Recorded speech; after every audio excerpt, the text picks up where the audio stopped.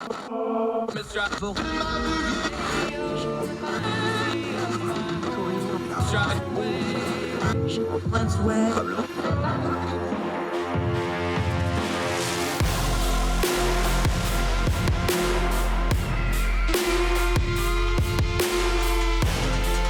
your host, Andrew Donaldson.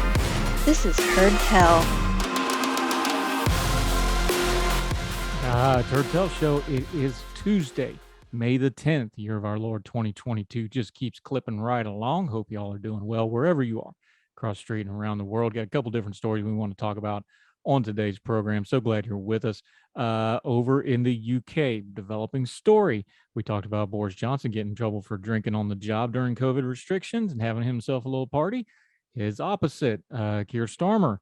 Now he's in trouble for the same thing. So you have the prime minister and the right honorable opposition in similar circumstances. We'll touch on that story. We end the program. We always go on a good note. This one takes a minute to get going, but we get there.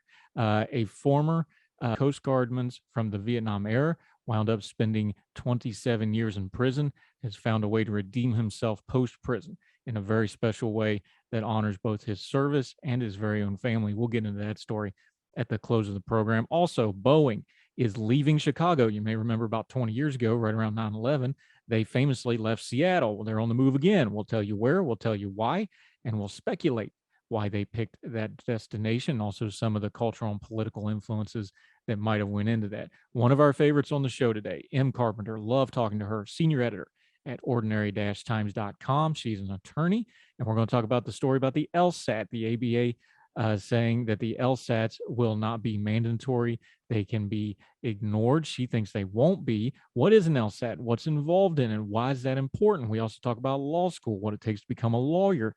And we folded into an ongoing conversation about student loan debt. She has a personal story about that. She has strong opinions on it. And the legal field and opinion going to law school is one of those that takes a lot of money to go to. So it's a good time to discuss those issues. Em Carpenter, one of our favorite people, one of the smartest people we know, insightful. Make sure you're following her. She is on our program today as our guest. But first, I want to start here. There's a lot of World War II rhetoric getting thrown around.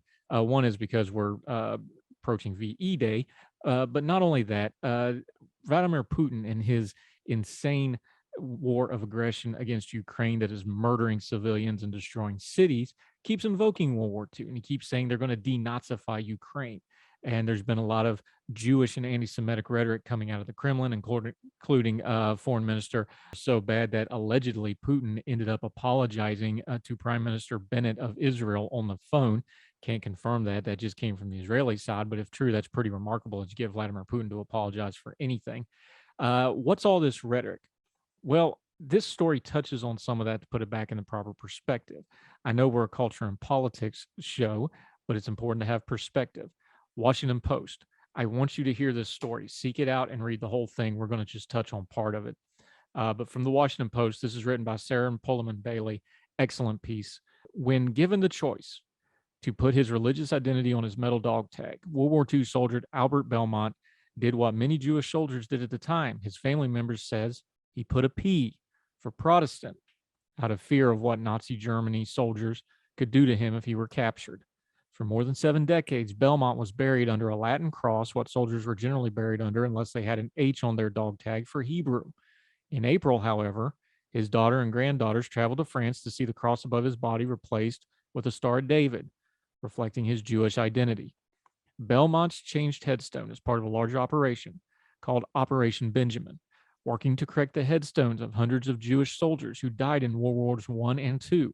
Barbara Belmont, who lives in Alexandria, Virginia, and her 2 daughters joined 6 other families on the trip to Europe to participate in the ceremony for the changing of their relatives' headstones. Quote, in a way, it was like giving this very old lady closure, Belmont said. She's 80 years old. I feel like I attended my father's funeral. It was the most wonderful feeling. There's pictures of it. And in the Jewish custom, there are stones on top of that Star of David headstone. Back to the piece. For most of her life, Belmont knew nothing about her biological father. He had died when she was 3, and her mother never wanted to speak of him because the death was so painful. Albert Belmont had voluntarily enlisted as a private in the Army when he was 32 years old in 1944, considered old at the time. He arrived in Europe in November 1, 1944, and he was fatally shot within a month on November the 30th. Belmont said she visited her father's grave at Lorraine American Cemetery 30 years ago when she was traveling for work, and she remembers not seeing many Stars of David among the grave sites. She was busy raising her 2 girls, so she never thought anything more of it about the Latin crosses above the graves. During the recent Operation Benjamin trip, some of the other families said they shared Belmont's experience. No one in their families would talk about the soldiers who had died. Whenever the song Johnny Comes Marching Home was played in grade school, I would start crying, Belmont said. I don't think I understood why this happened. Operation Benjamin was created by after Jacob Shaker, an Orthodox rabbi and professor at Yeshiva University, was leading a tour of the cemeteries in Normandy, France in 2013. And while there, looking around, thought the numbers Stars of David looked low. So they went to the numbers.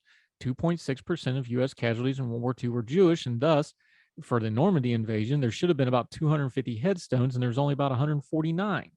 He said they picked a random soldier's name who had been buried in Normandy and who had a Jewish-sounding last name, Benjamin Gurdowski. They dug into the family history and found out he was, get this, folks, a Ukrainian immigrant who grew up in the Bronx and led a Jewish life. After 2 years of work with the American Battlefield Monuments Commission and the U.S. government agency that oversees foreign cemeteries for soldiers who died in the 2 world wars, Gradetsky's headstone was changed to a Star of David. Ali Bentoncourt, spokeswoman for the commission, said it has a unique relationship with Operation Benjamin because the headstones are not changed very often. The Latin crosses, she said, was not necessarily just for religious reasons. For that time and era, it was just a symbol of, quote, someone died here for a reason. Soldiers who had been killed were buried under a Latin cross by default unless they were specifically mentioned as another faith. By that time, the Jewish community asked the military to bury Jewish soldiers under a Star of David. However, there were cases such as Albert Belmont's in which the soldiers wanted to obscure their identity because of the fight against Germany and the ongoing Holocaust. We really, truly want to get this story right, she said. Now, Lamb, who Operation Benjamin has a relationship with the commission and what they know, the pieces of evidence they need to confirm some Jewish's identity, birth, census, bar mitzvah records, among other things, and it takes about 30 days to get it all approved. He said there are about 400 to 550 veterans who are incorrectly buried. So far, they have changed 19 headstones, and corrections for 27 more are in the works. People that ask why the bodies aren't returned to Israel or the States is because of a national monument. The bodies cannot be removed. Why are we talking about this? Like I said, the rhetoric about World War II is hot and heavy right now. The use of Jewish imagery and Nazi imagery is being used right now, today. And frankly, some of the people using that imagery are acting a lot like the Nazis did, murdering civilians, committing genocide against people groups that won't bow the knee to them, leveling cities, murdering civilians, using weapons that are outlawed. Why do we talk about this? Did you know that there was a Ukrainian refugee buried at Normandy? I didn't until I read this piece. Isn't it funny how, while history doesn't repeat, it does rhyme? And there's always threads to pull on that bring us from the past to the present and lead us to the future. There was a time not that long ago where American Jewish servicemen felt the need to hide their faith for their own well-being from the enemy. And there was a time not too long before that where very many people in America had to hide various identities or overcome obvious ones like race, gender, and other things to try to get ahead in a world that had prejudices against them. We've improved on that, or we like to think we have at least. So it's important to understand things like getting the proper headstones. That American Lorraine Cemetery, I have personally been there. I am telling you, if you ever get an opportunity to go, you should. It will move you in ways that I cannot express in words. What these men sacrificed for us to give us the freedoms we have today is important. Giving them little pieces of their own identity back, like their proper faith groups, like their proper ethnicities, like their own stories and their own words, is very important. Why do we lead with that? Because we have people like Vladimir Putin who want to give alternate histories based only on their own wickedness. So it is important for the best and bravest of our greatest generation, like young Albert here, that his story gets told correctly, and that the false stories of the Vladimir Putins of the world, who falsely want to talk about denazifying, get drowned out by the stories of people like Albert, who actually did fight the Nazis, paid the ultimate price for it, and now, thankfully, is being recognized for his faith, for his sacrifice, and for what hundreds of thousands of others just like him have meant to the history of the world. That's something always worth leading off on. More Heard Tell right after this.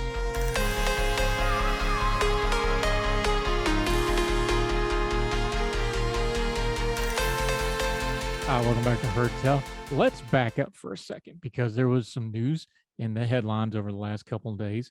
Jazz Shaw wrote in Hot Air about Boeing moving to Northern Virginia, but as he noted in his piece, let's back up to October 7th of last year. Reuters headline 20 years ago, just before the 9/11 attacks on the United States crippled the aerospace industry, Boeing moved its headquarters from its historic Seattle manufacturing hub to a stylish Chicago skyscraper. The move was central to Boeing's plans to forge a new identity as a diversified global juggernaut, distancing top executives from the daily operations inside far-flung business units and getting closer to Wall Street and major customers. Of course, Chicago is one of the great airport hubs, too, in the country. 2 decades on, in the midst of a fresh crisis shaking the industry, Boeing's corporate hub is in a state of limbo. This is from last October. A new crop of top executives based mainly on the coast are managing industrial and safety certification programs as the lingering fallout from the 737 MAX and coronavirus crises both envelop the company. At the same time, tax incentives heaped on Boeing by Chicago and Illinois run out at year's end. These were 20-year tax breaks. They're moving again. Boeing is moving to Northern Virginia, basically the Washington, D.C. experts. Why are they doing that? Well, like they just pointed out, the tax breaks are ended. And Jazz goes on in his piece at Hot Air. You can go check that out for yourself. He points out things in Chicago, like the administration of the city, the crime rate, and things like that. And then he says, but why Virginia? Why not Texas or Florida or one of the other red states that have been courting businesses away from increasingly violent cities? Virginia is in the process of reducing taxes and decreasing regulations. They've also beefed up law enforcement. It also didn't hurt that Virginia's new governor, Glenn Youngkin, working behind the scenes to trying to tempt Boeing to move into the state. This is Jazz Shaw writing. Turns out, Youngkin opened up private negotiations with Boeing on the day it was inaugurated. Boeing CEO David Calhoun even made a point of thanking Youngkin for his leadership in his efforts when he announced the move. The municipal government of Chicago needs to wake up and smell the coffee burning on the stove because Boeing isn't the only major outfit pulling up stakes and fleeing. The Citadel hedge fund has left for Florida. The Chicago Bears are moving to the suburbs. And United Airlines moved 1,300 employees out of downtown Chicago. And other companies are planning or having announced similar moves. Without some serious and immediate changes, Chicago could realistically be coming at risk of becoming like other cities such as Camden, New Jersey. Problems with crime and corruption. You get the idea. I want to go back to something that was in the original piece. Federal regulators. I understand all the tax breaks and such, but I suspect the reason a lot of companies like Amazon, like a lot of tech firms, are opening up shop in the DC area, that's where the power is, that's where the lobbying is. And you got to be close to the federal regulators and the politicians and the K Street folks and all that fundraising and all that power base. If you want to be a player, I suspect Occam's razor might show us they just want to be where the influence is because Boeing lives and dies on those defense contracts and they can't do without them, no matter where they're located headquarter wise. Anyway, go read the pieces for yourself, do your own research, make up your own mind. Just my humble but accurate opinion on why Boeing is moving. As for Chicago, we overblow Chicago's problems sometimes, especially on the right. It's become something of a bloody shirt. But Illinois has a ton of corruption. They have a lot of bad mismanagement, and crime is a real problem in Chicago. They need to get it together because not just corporations, but also the citizenry that can vote with their feet may start doing so. Chicago is a wonderful city, but if you don't run it right, that's not going to matter to the people that are going to have options. More Heard Tell right after this. Now let me see you go off like a bomb.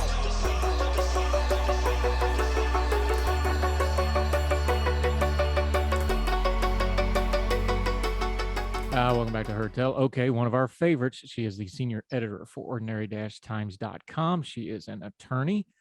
She is a lot of things in the writing community, and people on Twitter mostly like her. Our friend Em Carpenter is joining us once again. How are you, ma'am? I'm well, Andrew. Thank you for having me. How are the HIPAA wars? It's a very angry HIPAA. Got to be careful. For those of you not paying attention, since she is a lawyer and does healthcare related things, HIPAA is one of her, I don't know what you want to call it, things of the moment she pays high attention to. So if you mess it up on Twitter, you're likely to get a tweet about it. But today we're going to talk a little lawyer ease. You are a lawyer, one of them law splainer type people. What do you make of the ABA talking about getting rid of the LSAT? Now, we've heard this in the news a lot lately. There was some debate, I thought, pretty unfairly during the Supreme Court nominations about LSAT scores. You wrote a piece at Ordinary Times that pretty much dispelled that. However, if we're going to get rid of something, we have to discuss what its actual use is. So let's just start there with the nomenclature. What is the LSAT? What's it supposed to be? And what is it being used as that folks want it reformed? The LSAT is the law school admissions test. And just to be clear, what the ABA is doing is they are not, quote, getting rid of the LSAT. The LSAT's still existing. What it is the rule that the ABA used to have for accredited law schools was that they were required to require an entrance exam, an LSAT or other. Some used GREs, but what they have done is they've said that they are no longer requiring accredited law schools to require an entrance exam at all. They still can.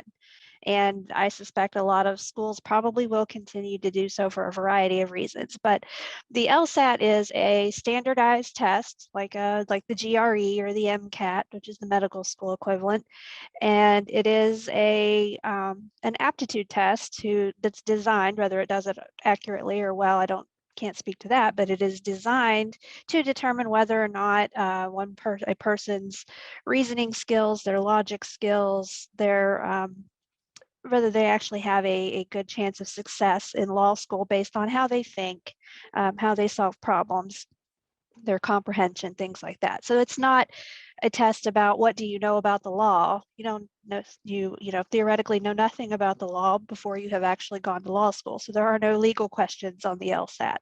So that's what it is, and the intention of it is as a metric to help law schools accept students who they believe have a chance of success. We went over this when we did the Supreme Court nomination hearings for soon to be Justice Jackson here shortly.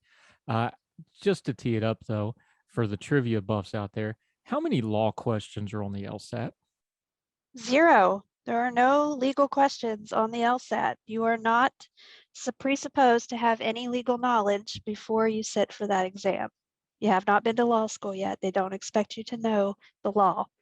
So just for the people that will never have the great pleasure of taking an LSAT, I'm not one of them because I actually took the thing just on a lark just to see how I do on it.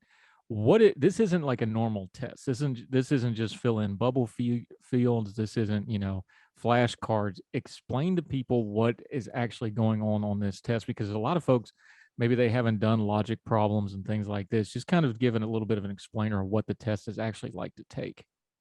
It's been a couple of decades since I took it, so I don't recall every section. I know, there are, like any other standardized test, where you have to read a passage and answer questions about it. But my favorite part is, as you mentioned, the logic puzzles, and those are the ones where you have a list of statements such as, there are 5 people at a party and the person in red is sitting next to Mary. Mary's not sitting next to the person in green. The person in green is eating chicken, and, things like that. And based on the information you're giving, you are supposed to figure out where is everybody sitting, what color are they wearing, and what are they eating. It sounds funny or confusing, and a lot of people really hate those puzzles. I love them. I have an app on my phone where I do them for fun. So that's one of the sections. And then again, I think the rest is mostly reading comprehension and the ability to write clearly.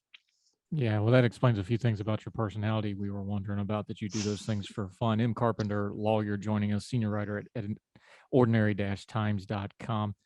What's your general feel on this, though? I know you said this is going to be more of a guidance, but the ABA does have outsized influence.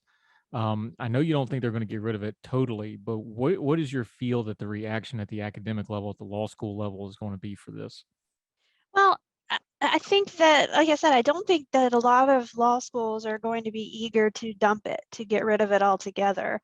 I actually did very well on the LSAT, and it's a good thing that I did, because I admit that my undergraduate grades, they were not particularly impressive. I graduated, I made it through, but they weren't top of my class or anything. But however, as I said, I did very well in this LSAT, and I applied to 4 law schools. I was accepted to 4 law schools. 3 of them were out of state. So, and I mentioned that just because it's difficult to get into an out-of-state law school in general. And so I can tell you that from my experience, they look at the LSAT score very closely, especially if you do very well. In fact, one of the schools that I applied to actually solicited me to apply. It was Rutgers at the Camden campus in New Jersey, sent me a packet asking me to apply, waived the application fee, because they were actually trying to prove or trying to show a correlation between LSAT scores and law school success being stronger than academic achievement, or your grades from undergrad. Unfortunately, the money they were offering me was not enough to make me want to live in Camden, New Jersey for 3 years, and so I didn't go. But so I think there are schools that believe it to be a better indicator than just a GPA of one's ability to succeed in law school. And for me, I think that was important because, not that I couldn't have done better in college, but I commuted for a lot of my time there at WVU. I drove back and forth. I worked full time. My grades weren't as good as they could have been. Now, if I'd had all the time in the world to study, then I may have done better, but I wasn't in a position to do that. So the LSAT, I think, gave me a leg up to make up for some of that time I couldn't put into my undergraduate schooling. For others, I know standardized testing is a negative. They don't necessarily test well, and it can be unfair to them if they are judged just on the LSAT more than their grades. So I think the adoption of a hybrid approach is maybe a good idea for law schools to look into. I think there should be some there needs to be some weeding of law school applicants, and not everyone gets accepted. There is one school that was known for basically accepting anyone who applied. And it was not an accredited school. Don't know if it is now. It wasn't for a very long time, I know. And what they did was they would basically let in anybody who applied and was willing to pay their very exorbitant annual tuition. And then after the first year, they would basically kick out half the class for poor academic performance or for not doing as well as they should. In the meantime, they pocketed their money and left them with the debt. So I think there is something to be said for trying to figure out who is going to do well in law school. And I think, and that's why this test measures how your ability to answer questions in a certain way or to think logically, because they think that those are the skills necessary for law school success. Since you brought it up, and it's been 2 decades since you did the law school process, it sounds like this has been an ongoing issue, because if schools like Rutgers was trying to do their numbers and their data on this all the way back then, this sounds like a problem that's just kind of always been ongoing, and this is just the latest chapter in it. Is that an accurate way of portraying this? I think so. Yeah, sounds accurate. Great. Talking to Em Carpenter, our good friend and legal eagle. Let's take the other side of this. The argument, you just briefly touched on it, is that if schools got rid of the LSAT, it would increase gatekeeping. It would not allow students, like you said, to get in that otherwise might not have certain connections. Do you think that's a valid criticism, and do you think that's an ongoing problem, or a problem that could get worse? I do think that's an ongoing problem, and the problem that could get worse. I think that there is a lot of gatekeeping. And yeah, your ability to focus only on your schoolwork and your academics is a luxury that people with certain backgrounds don't have. I was somebody who went to college with some small loans and a couple of small scholarships and a whole lot of Pell Grant. My expected family contribution was 0. Because my parents made very little money, so they weren't expected to foot the bill for any of that. So, I had my tuition paid, my room and board for my first year when I lived in the dorm, and then a little bit of extra money to live on, but that's not enough. So I worked most of through college, especially toward the end of my undergrad years where I worked full time. And there was just a lot of real life going on. So I didn't have as much time to study. I couldn't spend all evening in the library or all weekend in the library or studying because I had to work. So I think that did affect my grades, my grade point average, some other things that happened in my personal life at the time that impacted my ability to really focus. So yeah, I think that the problem of taking away the standardized test for people who have had an easier time of it in undergrad, might have a leg up, and those are generally people that don't have to focus a lot on outside things and can focus on school, or they have a family with connections that can help to get them in. On the flip side, I do understand that testing is sometimes biased in certain ways to certain life experiences, that there are people who just simply do not test well, that it's not fair for them, and I do understand that. So that's why, again, some hybrid of the two, or some flexibility in admissions is the important thing. Talking to our friend Em Carpenter. When we get back, we're going to talk a little bit more about that actual law school experience.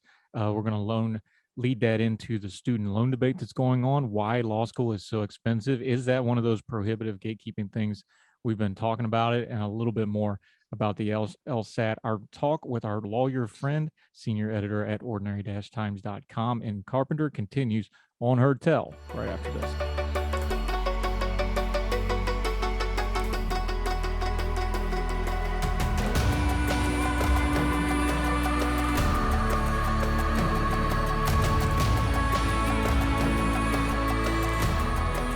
Welcome back to Her Tell. Our good friend Em Carpenter, one of our favorites, one of the smartest people we know, great writer, senior editor at ordinary-times.com. Make sure you go check out all her work. She usually does Wednesday Writs, but she's been a little busy saving the world in her day job, so that's been a little spotty, but she did do one last week. Thank you very much for showing up to work. Appreciate that. That's a joke. I'm kidding.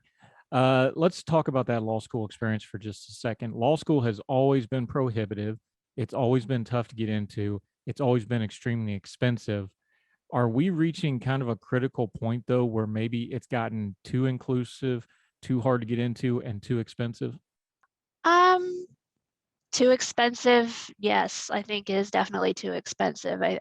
Education costs, or no, not the cost, but the cost to the students, not necessarily the cost of providing that education, goes up all the time, goes up every year.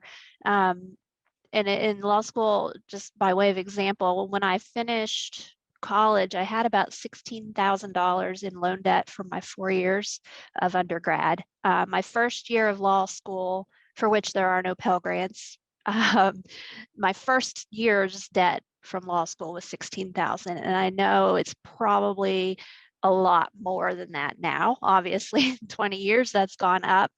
And I guess, they expect that once you graduate from law school, you're going to be in a position to get a well-paying job and to pay those loans back with ease. I'm one of those who did not go to big law, go to a firm directly out. In fact, I started out in a small county prosecutor's office, making about $30,000 a year. So it's not the same experience for everyone. So yeah, I think the cost is a bit expensive. So depending on what you plan to do with your law degree, and if you want to be a public defender, which I've said on here before, in my opinion, is the highest calling of a lawyer. If you want to make your career in public defense, you're never going to make those huge salaries and pay back these exorbitant loans. So I think that's a good argument then for some debt forgiveness or programs for people who take those types of jobs and aren't making the big, six-figure incomes. As far as how much gatekeeping should go on for law school admissions, I think the best way to weed out people who shouldn't be there is your first year of classes. That first year, that your 1L year, is notoriously difficult, and some people say is designed to weed out those who don't have what it takes. Yes, it's a different way of learning. It's a different type of education than people are used to. Takes some adjustment. You definitely have to study. There's not as much ability to kind of skate by with your intelligence without actually studying a lot. So a lot of people don't make it, don't come back at the end of your first year, your second year. A lot of people who were there the year before are gone. Unfortunately, that means they may have been left with a year's worth of law school debt that they now may not have the money to pay back. So it's a hard balance. See, this is the thing people talk about, lawyers, talking to Em Carpenter, our friend. This is the same problem every other career field is currently having, where the promise is, well, you get your college degree and then you get a great paying job. Well, the promise is you go to law school and you get an even better paying job. But the reality is there's only so many of those better paying jobs, and there's a lot more lawyers coming out of law school than there are those great paying jobs, right? So there's a problem with the pipeline system of saying, hey, go to law school and get a great job. Oh, just take all this student debt. Law school, it seems like the law school, if anything, it may be even more predatory with the lending than with just the regular college stuff that we're seeing, isn't it? I think so. Yeah, and I don't think attention is paid to those who are not going to come out of the out of law school with a huge job. There's a lot of deferments, and there's income-based repayment options, and a lot of ways in which your loan payments can be adjusted, but they all have their downfalls. The lower your payment, the longer you're going to be paying, and the more interest you're going to be paying. So there's a lot of considerations there. A lot of lawyers, when they hear people talk about they want to go to law school, you always hear, oh, don't do it, and they'll try to talk you out of it and say, do something else. I would never do that. I love being a lawyer. I love going to law school. I think it is a noble profession. I don't care what you say, Andrew.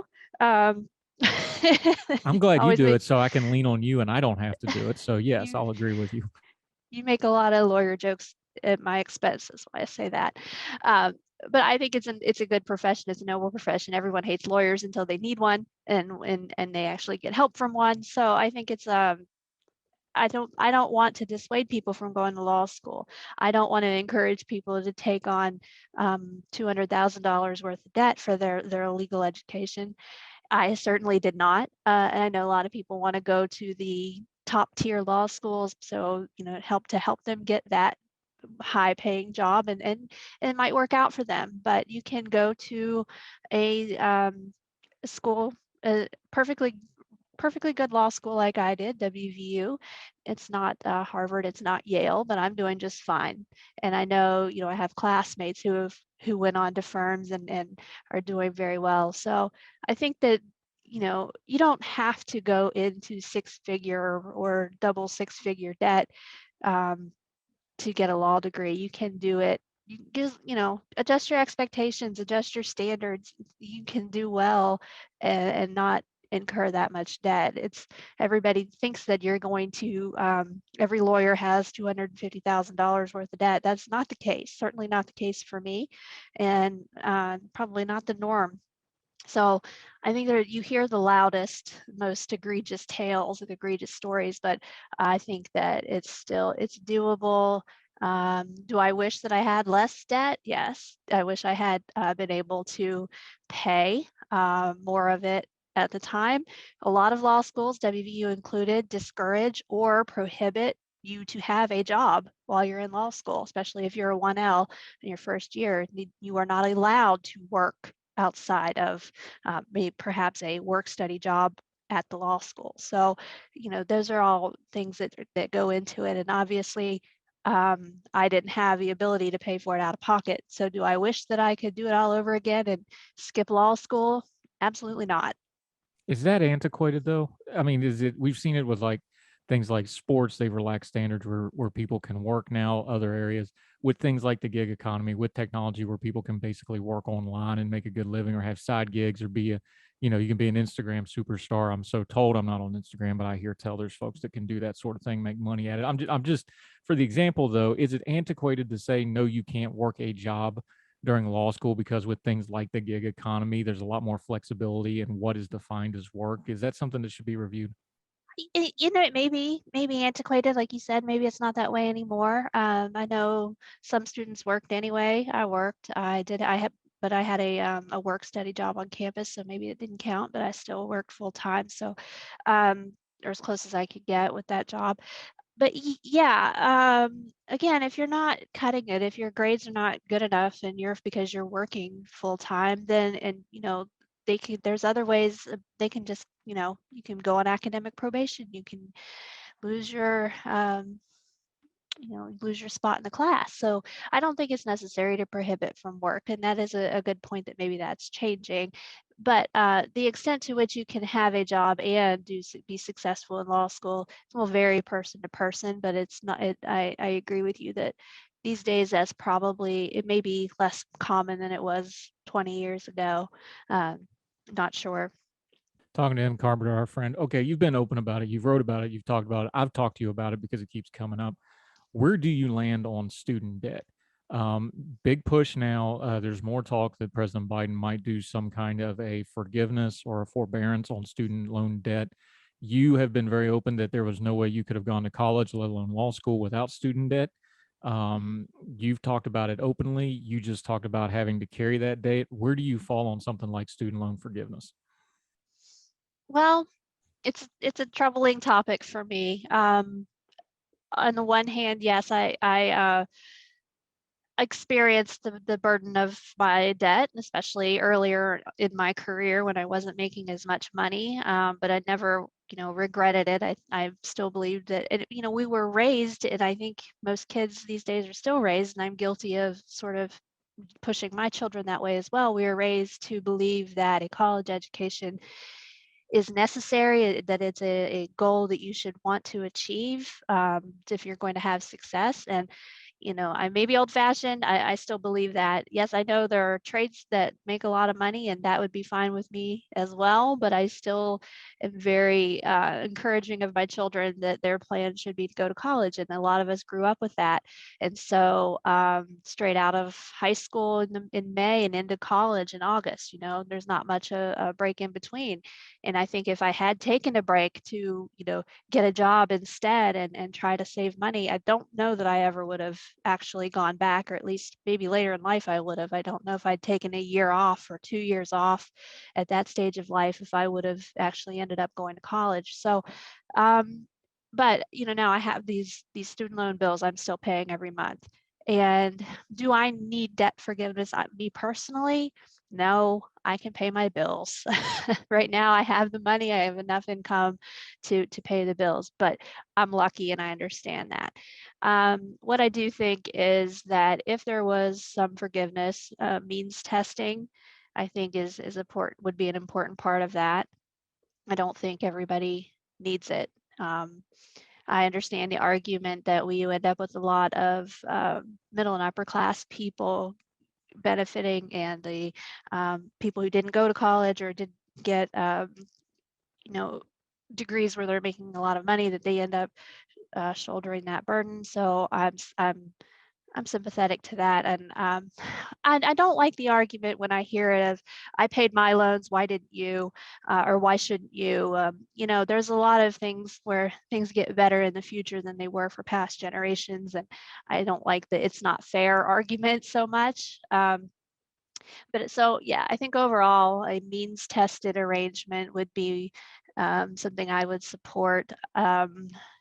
An interest, when somebody's been paying for 20 years and they've paid off more than they borrowed and they still owe more than they've paid off, something is wrong with that system. My loans are not like that, but you know, those are I find to be quite insidious. And I think that, those loans are signed for and agreed to by 18 and 20-year-old kids who've been told their entire lives that they have no choice. They've really got to go to college if they want to be a success. And, they think they're doing the right thing. And then now you have, people pointing their fingers at them and telling them they're bums and they just want handouts. And, how dare you complain that you can't afford a car or a house because you have $200,000 in debt and you've been paying it for 15 years. So there's things that can be done, I think, on short of full out forgiveness that I would support. M. Carpenter, wonderful conversation. Always enjoy talking to you. You do wonderful work as our senior editor at ordinary-times.com. I promise you, folks, we could not do it without her. Let folks know where they can find your writing and your social media, and they can all follow you, which I should do since I was, I think, one of your first Twitter followers, and I think you were one of my first ones. So tell everybody how they can join our merry band of misfits. Sure, you can find me on Twitter at WV Esquires. And you, of course, can find me on Ordinary Times, where sometimes I write long form, sometimes I do my writs on Wednesdays. Sometimes I'm in the comment section. Sometimes, hey, I'm busy. But yeah, please, if you follow me on Twitter, that'd be great. It's ridiculous that Andrew has double the followers that I do. So help me to correct that. I say the world is as it is, but we'll have to leave it there and disagree on that. You are marvelous and wonderful. Thank you so much. Our friend M. Carpenter, ladies and gentlemen. We'll talk to you again soon, ma'am. Thank you for the time today. Thank you, Andrew. Thank you.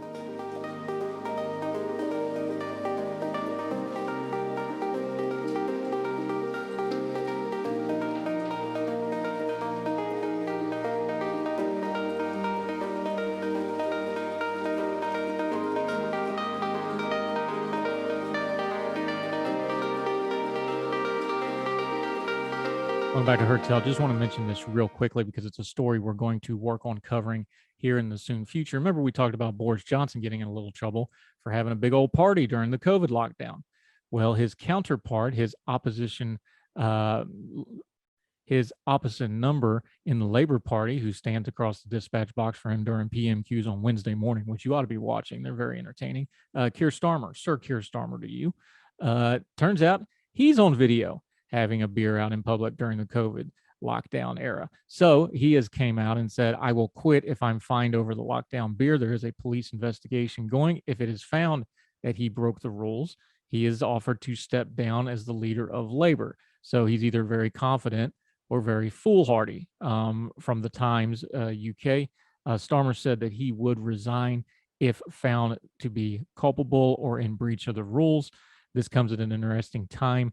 The UK, of course, just had local elections in which Labour did pretty well, especially in London. We're working on getting one of our UK contributors on to talk about those elections in the next day or two and break them down for us. And we'll ask him about this story. What do you do when both the main leaders and the opposition are both breaking the COVID rules?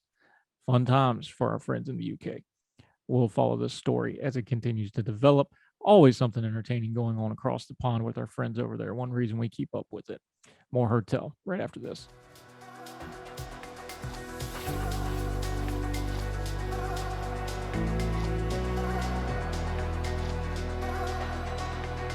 Now, welcome back to Her Tell Show. We try to end on an uplifting note. This one gets a little complicated before it gets to the uplifting part, but it's something we cover frequently on here.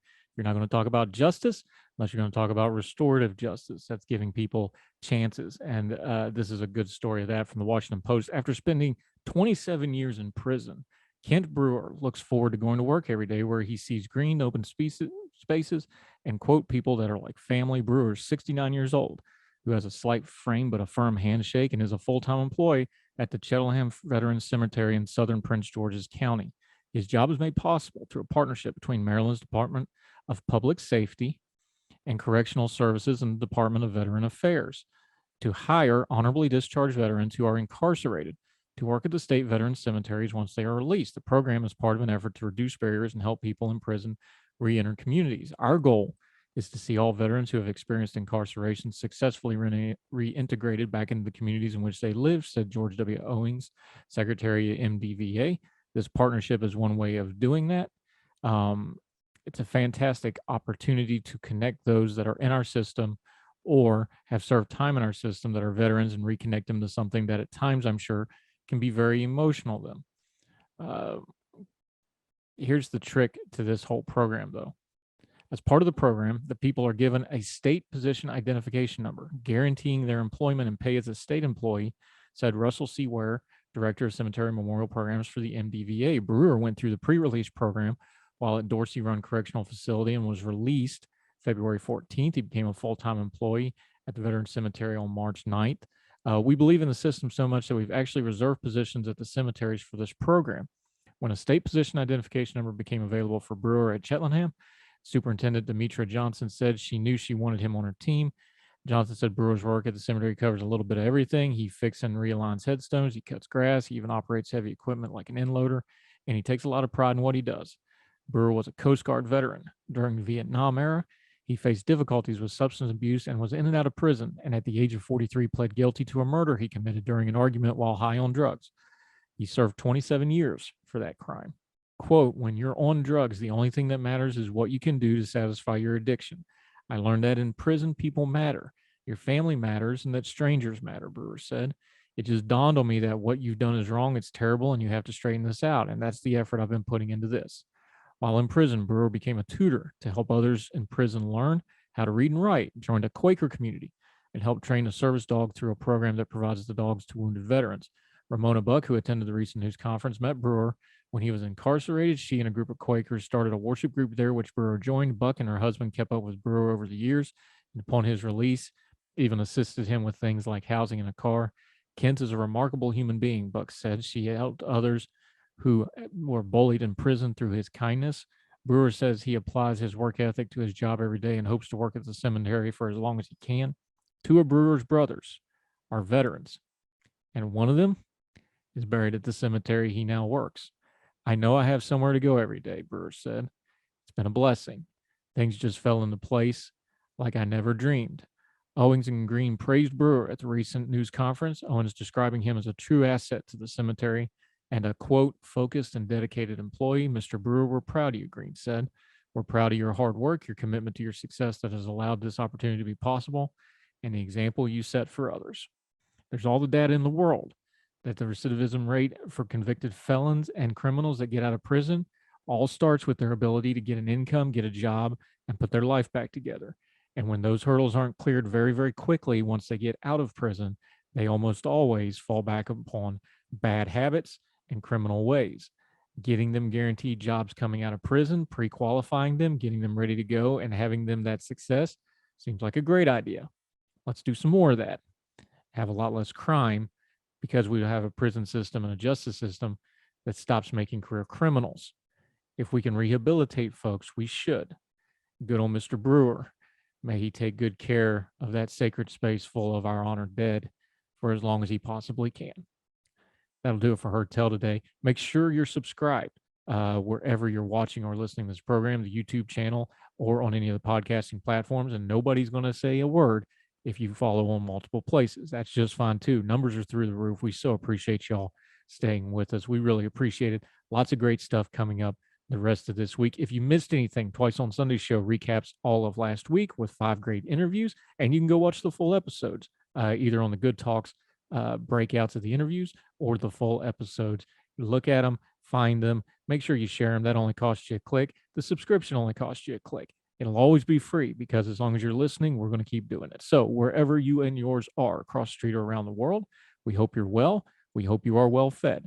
And we will talk to you again tomorrow for more Heard Tell. Take care. All the music on Heard Tell is provided under a Creative Content license from monstercat.com. Somos la máquina.